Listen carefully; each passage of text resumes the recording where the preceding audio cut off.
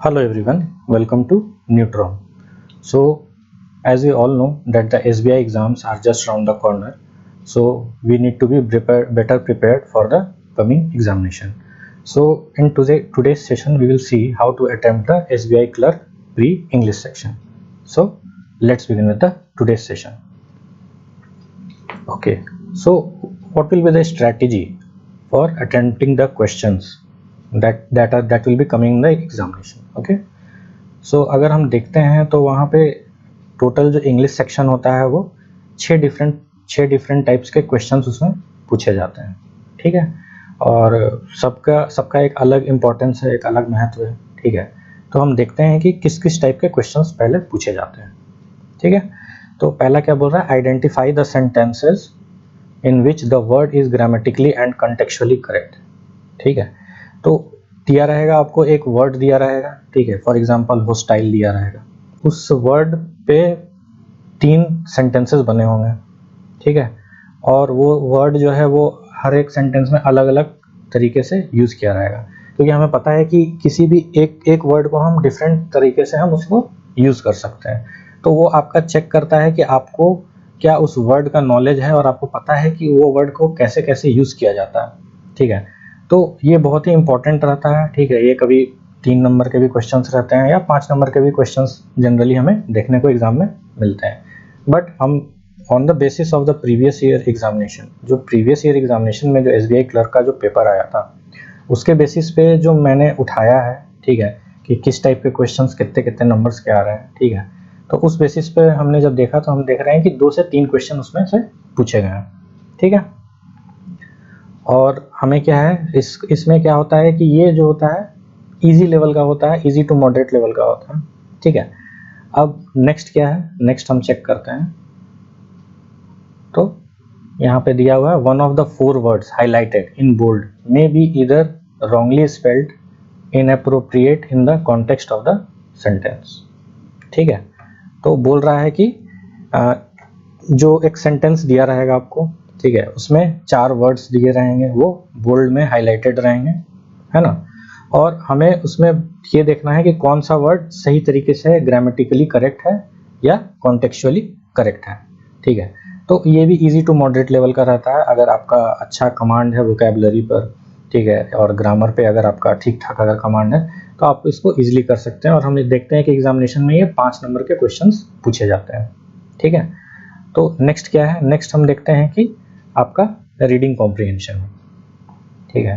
तो आजकल हम देखते हैं अभी का जो ट्रेंड चल रहा है उस हिसाब से रीडिंग कॉम्प्रिहेंशन में 6 से 8 क्वेश्चन पूछे जाते हैं, जिसमें से 6 क्वेश्चन जो होते हैं पैसेज से पूछे जाते हैं या 5 क्वेश्चन पैसेज में से पूछे जाते हैं, और 2 से 3 क्वेश्चन वैसे होते हैं जिसमें आपको एंटोनिम्स या सिनोनिम्स पूछे रहते हैं, ठीक है।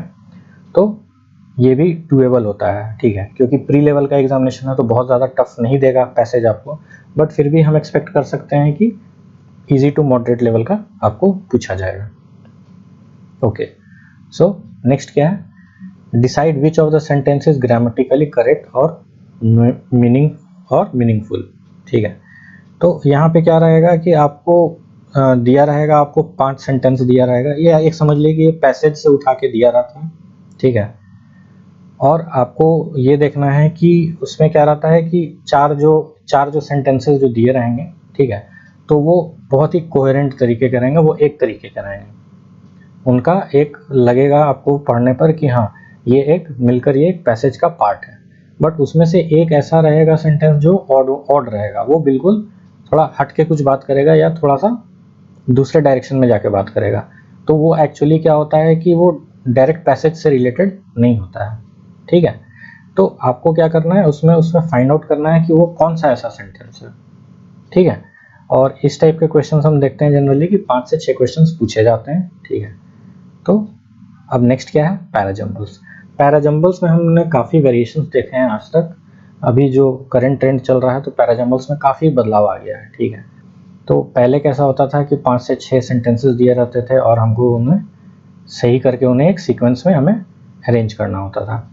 बट अब कैसा हो गया है कि अब वो भी आपको एक सेंटेंस के फॉर्मेट में आ गया है, जो कि कंपैरेटिवली इजी हो गया पहले से, क्योंकि उसमें आपका एक सेंटेंस को 4-5 पार्ट में डिवाइड कर दिया जाता है और उसमें आपको जो है उसमें जो ऑप्शंस दिए रहते हैं, ठीक है, उसमें ABCD या BCDA, ठीक है, तो वो दिया रहता है। तो उससे आपको फ़ायदा ये हो जाता है कि आपको पता है कि ये 4-5 में से ही ऑप्शंस में से हैं। तो अगर आप उसको अटेम्प्ट करते हैं तो पैराजंबल्स कंपैरेटिवली काफ़ी ईजियर हो जाता है पहले के मुकाबले, ठीक है।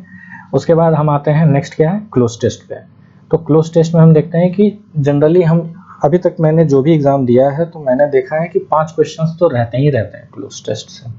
और क्लोज टेस्ट क्या होता है, वो आपका एक पैसेज रहता है, उसमें फिल इन द ब्लैंक्स रहते हैं, ठीक है, और आपको क्वेश्चन वाइज आपको 5 ऑप्शंस दिए रहते हैं। आपको उन 5 ऑप्शंस में से वहाँ पे जो सबसे सुटेबल वर्ड है उसको वहाँ पे आपको फिलअप करना है, ठीक है। तो ये इजी लेवल का रहता है और ये जनरली एग्जाम में मुझे नहीं लगता है कि कोई भी इसे छोड़ता होगा, ठीक है।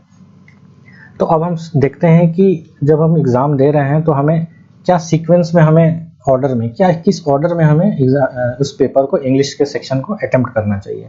क्योंकि होता ये है कि हम जो होते हैं पहले कुछ गलत क्वेश्चंस को उठा लेते हैं। फॉर एग्जांपल अगर हम पहले आरसी उठा लेते हैं, ठीक है, तो हमें क्या होता है, आरसी पढ़ते पढ़ते ही हमारा 3 मिनट कम से कम निकल जाता है, 3 से 3.5 मिनट।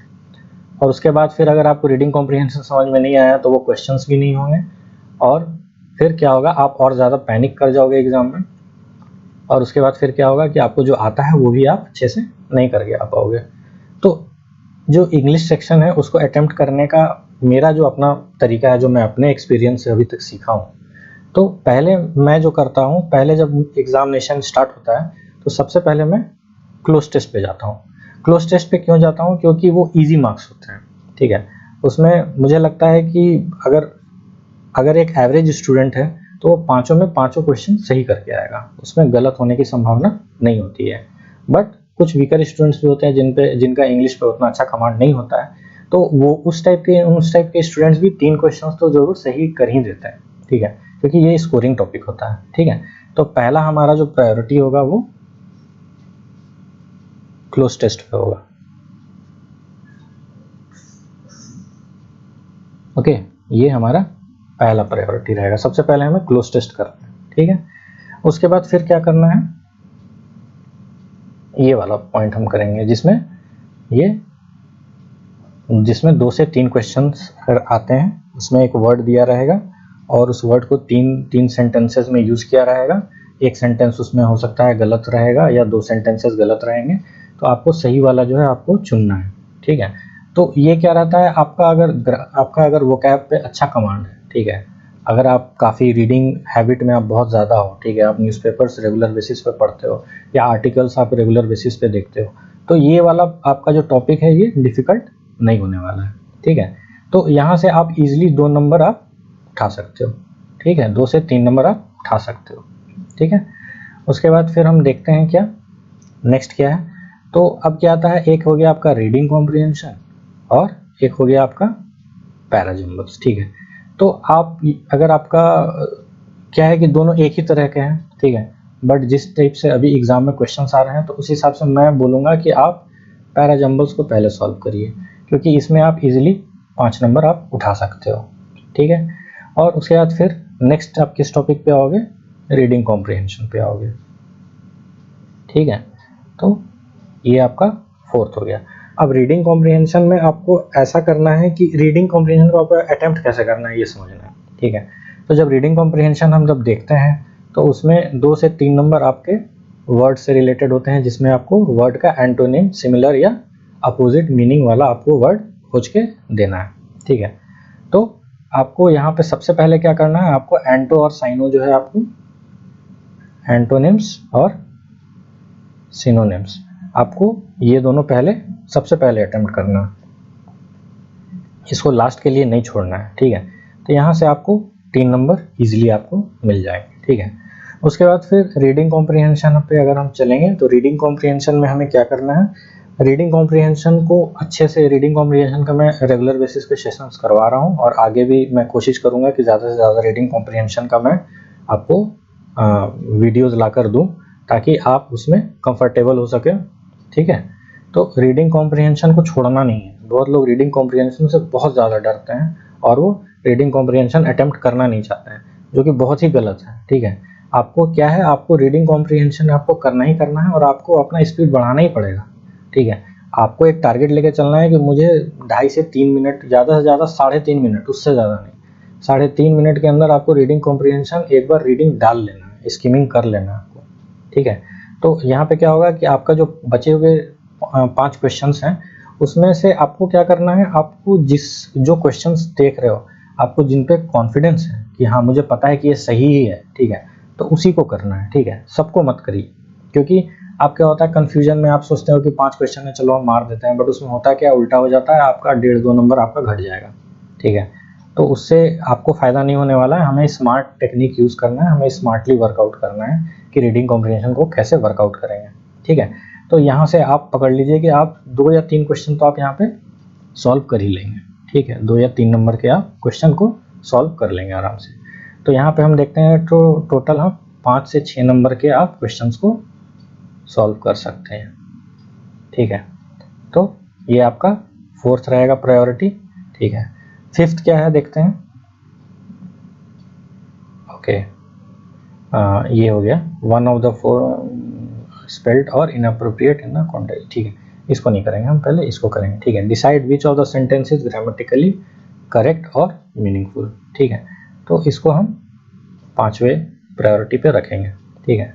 तो यहाँ पे क्या होता है कि आपको सेंटेंस दिया रहेगा, ठीक है, और 5 तरह के सेंटेंस दिए रहेंगे, और उसमें क्या होता है कि आपको चेक करना है कि ये सेंटेंस ग्रामेटिकली करेक्ट है या नहीं, ठीक है। 5 सेंटेंस को आपको पढ़ना पड़ेगा।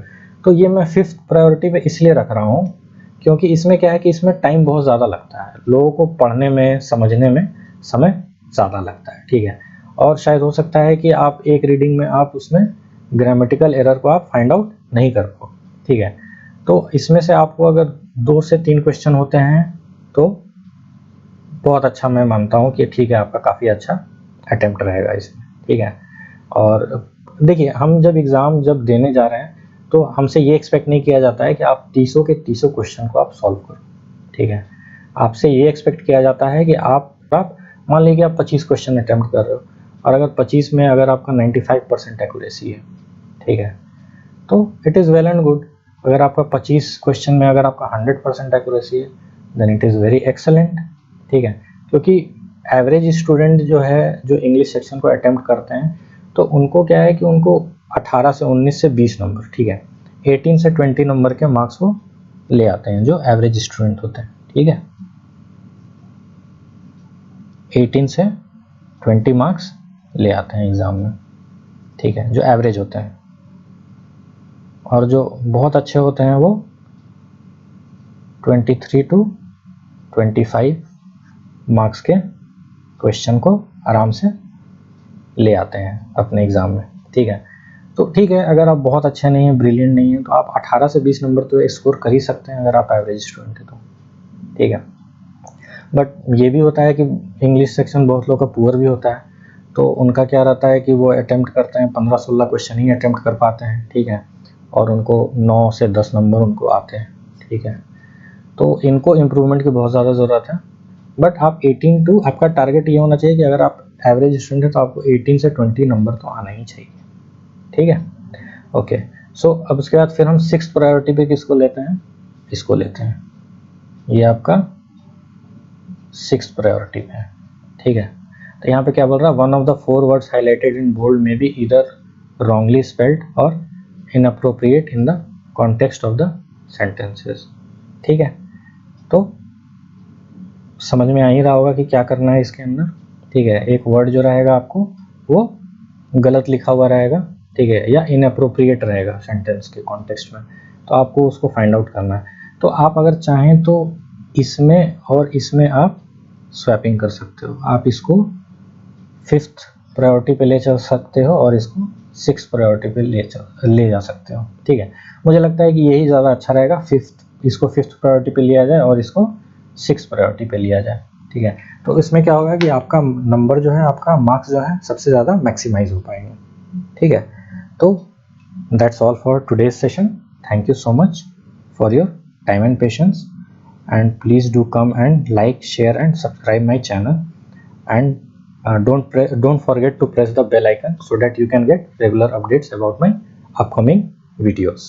So thank you so much.